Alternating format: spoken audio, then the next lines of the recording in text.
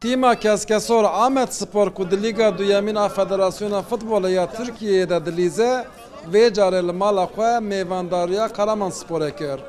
Alîgirên Ahmet Sporê hêj sê dem ji mêrberiya pêşbirgê ber bi stadyuma Amedê ve herikîn.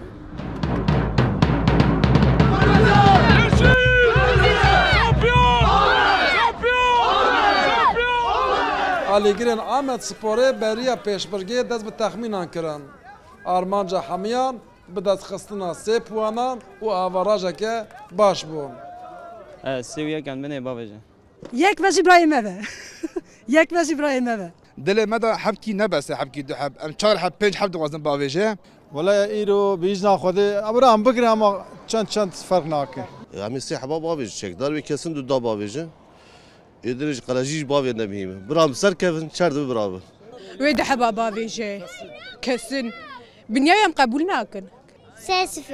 Aferin işte. 5-0. 5-0. Bawer dikî yani. Em sê ebavên em naxwin. îro em sê heba bi xêr ve em davêjin.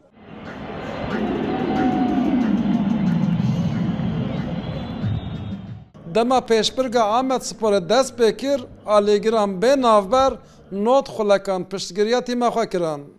Her piştgiriyek bû golek û li qeleyê Karamansporê bariya.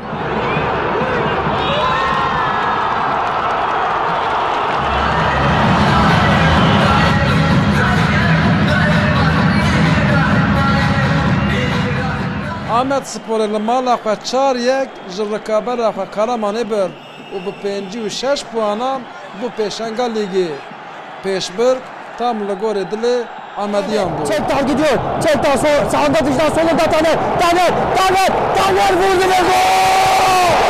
Ezbatlar ettiğince eli haytin, em Ahmetliğine, em pişt Ahmet'ine, em daima Ahmet'rane. Me golê xwe ji avêtin, me hêjana me jî xweş bû. İnşallah şampiyon e. Em pişta Amedê her bir şey Ahmet. Her bir şey Ahmet Spor'a sıkamıyorum çe. Nezikisi 1000 mirovtên maçı.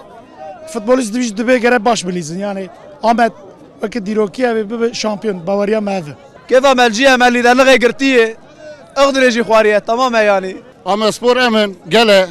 Em bin şampiyon. Ahmet Spor pir baş bû îro.